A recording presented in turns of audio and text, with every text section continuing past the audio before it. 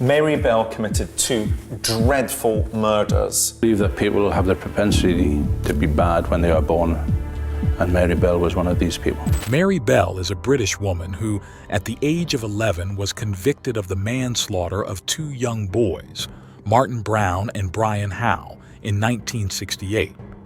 The case garnered significant media attention due to the young age of the perpetrator. Bell was sentenced to indefinite detention and was released in 1980 after serving 12 years. Following her release, she was granted anonymity and has lived under a new identity. The case remains one of the most notorious involving a child offender in British criminal history. Early life. Mary Bell's mother, Elizabeth Betty Bell, was a well-known local prostitute who was often absent from the family home, frequently traveling to Glasgow to work, and simply leaving her children in the care of their father if he was present. Mary was her second child, born when Betty was 17 years old.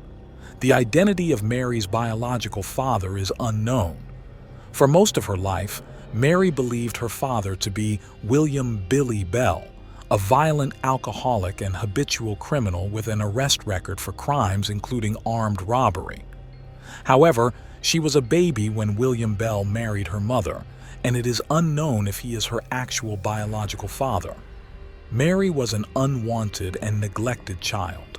According to her aunt, Isa McCricket, within minutes of Mary's birth, her mother had resented hospital staff attempting to place her daughter in her arms, shouting, "Take the thing away from me." White House Road, seen here in 1966. Mary Bell lived at 70 White House Road. As a baby, toddler, and young child, Mary frequently suffered injuries in household accidents while alone with her mother, which led her family to believe that either her mother was deliberately negligent or intentionally attempting to harm or kill her daughter. On one occasion, in about 1960, Betty dropped her daughter from a first-floor window. On another occasion, she plied her daughter with sleeping pills. She is also known to have once sold Mary to a mentally unstable woman who was unable to have children of her own, resulting in her older sister Catherine having to travel alone across Newcastle to reclaim Mary from this individual and return the child to her mother's home on White House Road, Temperament.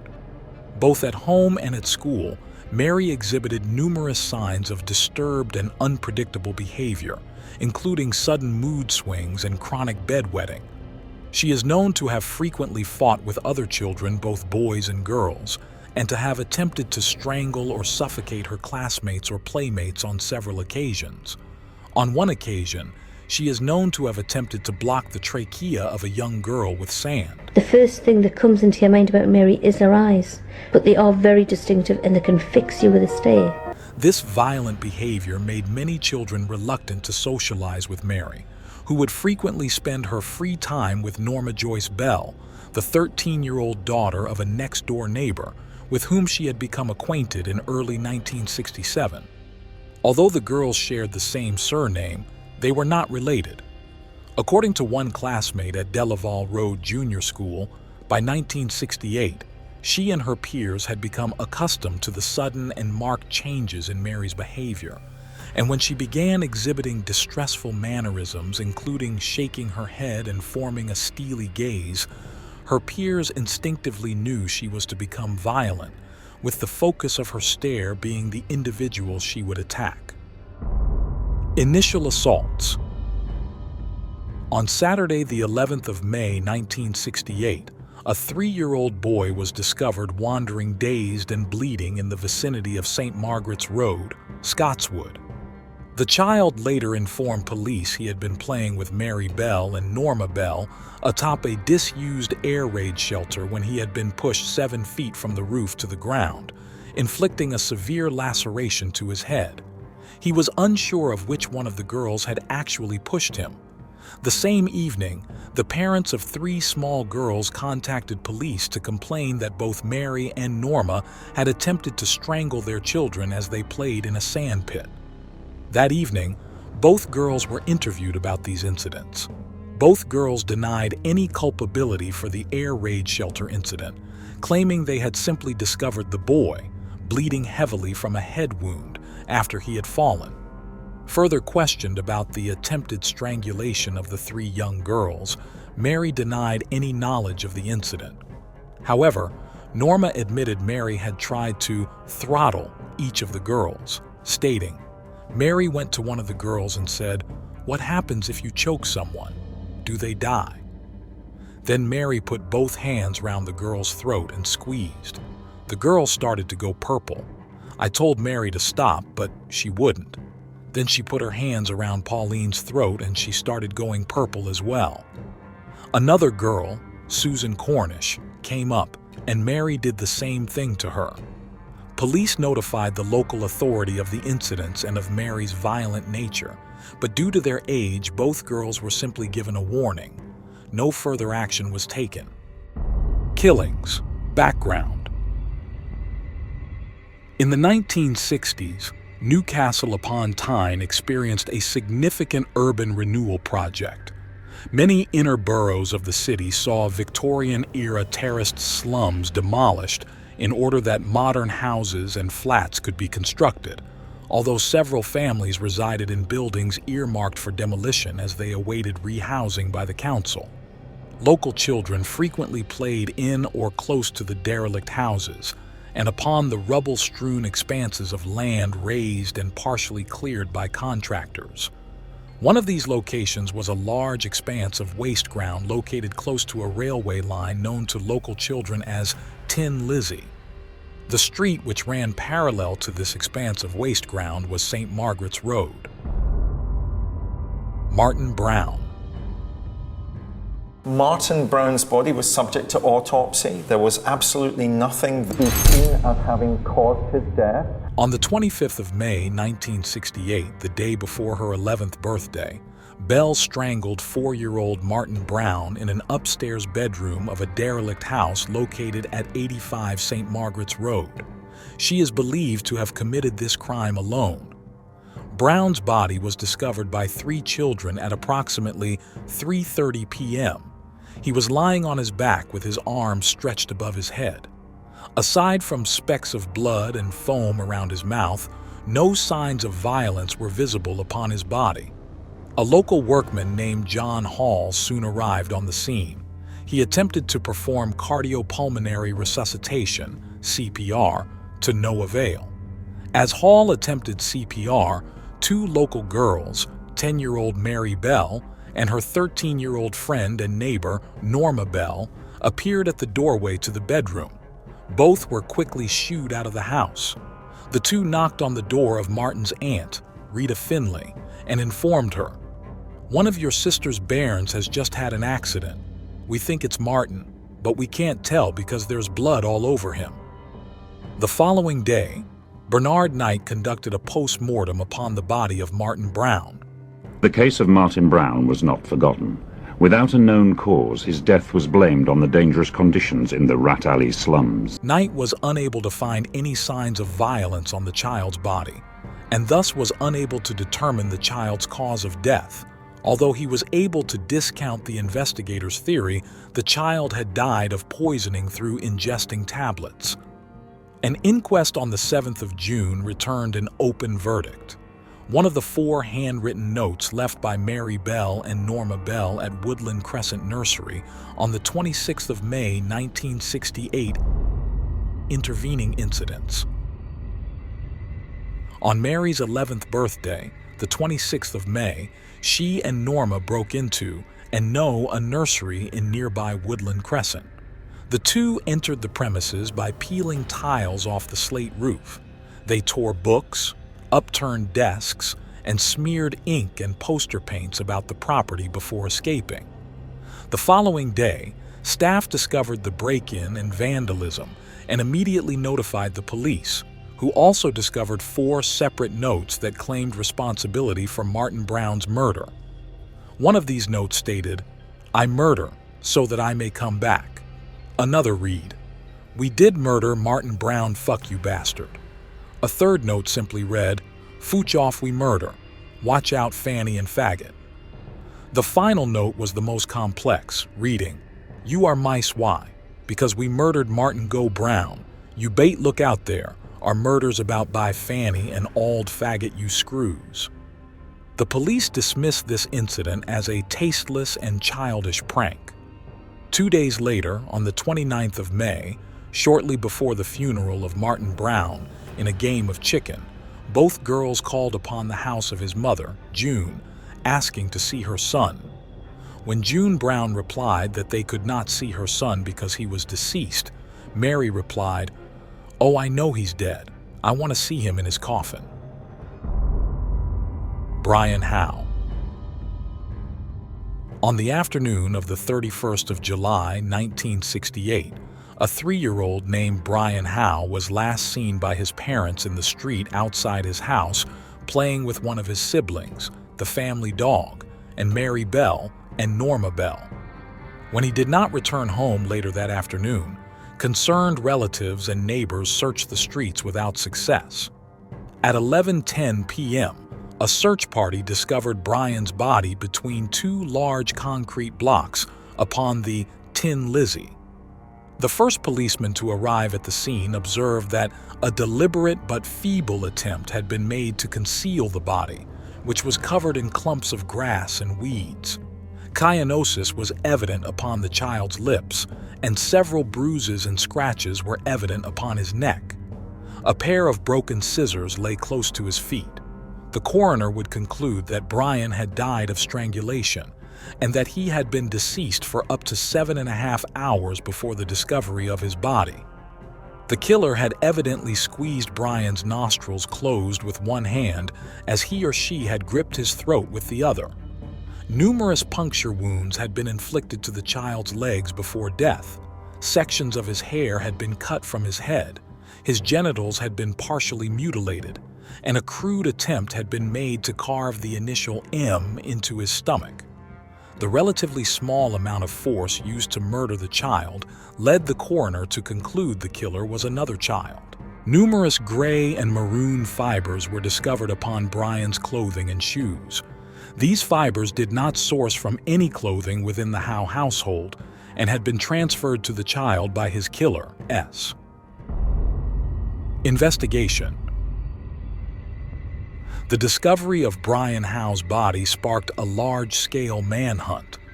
Over 100 detectives from across Northumberland were assigned to the investigation, and more than 1,200 children had been questioned with regard to their whereabouts by the 2nd of August.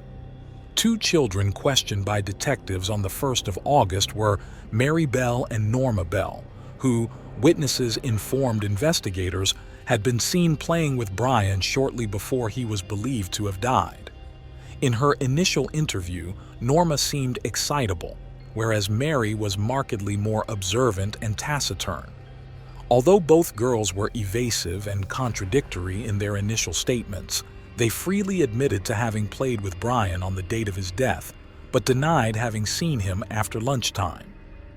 Questioned further the following day, Mary stated she remembered seeing an 8-year-old local boy playing with Brian on the afternoon of the 31st of July, and that she had also seen him hitting the child. Furthermore, she stated she also remembered that the boy had been covered in grass and weeds as if he had been rolling in a field, and that he had in his possession a small pair of scissors. Mary then expounded, "I saw him trying to cut a cat's tail off with the scissors, but there was something wrong with them. One leg was broken or bent." This self-incriminating statement convinced Detective Chief Inspector, DCI, James Dobson that Mary was the actual killer, as only the police knew about the broken scissors found at the crime scene. In addition, the local boy she named was quickly questioned and was discovered to have been at Newcastle International Airport on the afternoon of the 31st of July, with numerous witnesses able to corroborate his parents' claims. First confession. On the afternoon of the 4th of August, the parents of Norma Bell contacted police, stating their daughter wished to confess what she knew of the death of Brian Howe.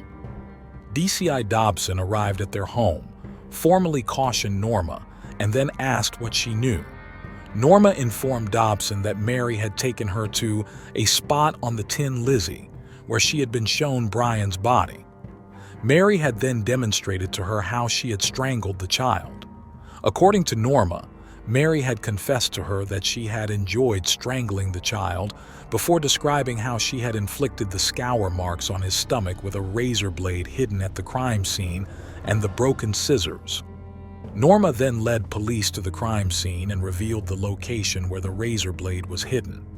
Mary Bell would talk about how she was involved with the scenarios. A drawing Norma made of the wounds inflicted on the boy's abdomen precisely matched those described by the coroner. Norma then said, "The blocks, Norma, Howay," and we went along to the blocks. Then Mary said to Brian, "Lift up your neck." Just when she said that, there were some boys playing around and Lassie, Brian Howe's dog, was barking. She had followed us down. Mary then said, "Get away, or I'll set the dog on you." The boys went away. Mary said to Brian again, "Lift up your neck." Activities. They seemed to encourage each other to go slightly further than they might have gone should they not have encountered each other. Section of Norma Bell's confession to police, the 4th of August, 1968. Mary Bell was visited at her home in the early hours of the 5th of August. On this occasion, she was notably defensive when confronted with the discrepancies in her previous statement, informing detectives, "You're trying to brainwash me. I will get a solicitor to get me out of this." Later the same day, Norma was questioned again. On this occasion, she made a full statement in which she admitted being present when Mary had actually strangled Brian. According to Norma, when the trio were alone on the Tin Lizzie, Mary seemed to go all funny, pushing the child into the grass and attempting to strangle him before stating to her, "Or had actually killed a pigeon by strangulation." "My hands are getting thick. Take over." She had then run from the scene, leaving Mary alone with Brian. A forensic examination of clothing owned by both girls revealed the gray fibers discovered upon Brian's body were a precise match to a woolen dress owned by Mary. The maroon fibers upon the child's shoes were a precise match to a skirt owned by Norma. Furthermore, the same gray fibers had also been found upon the body of Martin Brown. Brian Howe was buried in a local cemetery on the 7th of August 1968 in a ceremony attended by over 200 people. According to DCI Dobson, who had planned to arrest both girls later that day, Mary Bell stood outside the Howe household as the child's coffin was taken from the home at the beginning of the funeral procession. Dobson later stated, "She stood there, laughing and rubbing her hands. I thought, my God, I've got to bring her in. She'll do another one." Both girls were formally charged with the murder of Brian Howe at 8 p.m. that evening. In response to this charge, Mary replied, "That's all right by me." Norma burst into tears, simply proclaiming, I'll pay you back for this." In the presence of an independent witness, Mary prepared a written statement in which she admitted to being present when Brian Howe was murdered, but insisted the murder had been committed by Norma. She also admitted she and Norma had broken into the Woodland Crescent nursery the day after the killing of Martin Brown, defacing the property before the two had written the 4 handwritten notes. Psychological evaluations. Shortly after their arrest, both girls underwent psychological evaluations. The results of these tests revealed Norma was intellectually delayed and a submissive character who easily displayed emotion, whereas Mary was a bright yet cunning character, prone to sudden mood swings. Occasionally, Mary was willing to talk, although she rapidly became sullen, introspective, and defensive in nature. The 4 psychiatrists who examined Mary concluded that, although not suffering from a mental disorder, she suffered from a psychopathic personality disorder. In his official report compiled for the Director of Public Prosecutions, David Westbury concluded, Mary's social techniques are primitive and take the form of automatic denial, ingratiation, manipulation, complaining, bullying, flight, or violence. Trial. The trial of Mary Bell and Norma Bell for the murders of Martin Brown and Brian Howe began at Newcastle Assizes on the 5th of December 1968. Both girls were tried before Mr. Justice Cusack and a jury, and both pleaded not guilty to the charges. Mary was defended by Harvey Robson QC, Norma by R.P. Smith QC. Against protests from both defense counsel, on the first day of the trial, the judge waived the defendants' right to anonymity due to their age. Consequently, the media were allowed to publicize the names, ages, and photographs of both girls. Throughout the trial, the defendants sat alongside plain-clothed female police officers in the center of the court, behind their legal representatives, and within arm's reach of their families. Rudolph Lyons QC opened the case for the prosecution at 11:30 a.m. in an opening statement lasting 6 hours. Lyons informed the jury that they faced an unhappy and distressing task due to the nature of the murders and the ages of the defendants. He then outlined the prosecution's intention to illustrate the similarities between both murders, suggesting that both boys had been killed by the same perpetrator or perpetrators. Lyons detailed the circumstances surrounding both deaths and the evidence pointing to the defendant's guilt. Although Lyons conceded in his opening statement that, despite the age difference between the defendants, Mary was the more dominant of the two, he contended that both girls had acted in unison and were equally culpable, killing both children, solely for the pleasure and satisfaction it gave them. Thank you for watching the video. Hope you all liked it. Feel free to share your thoughts in comments section. Do not forget to subscribe and turn on notifications so you will never miss any episode of our enthralling series.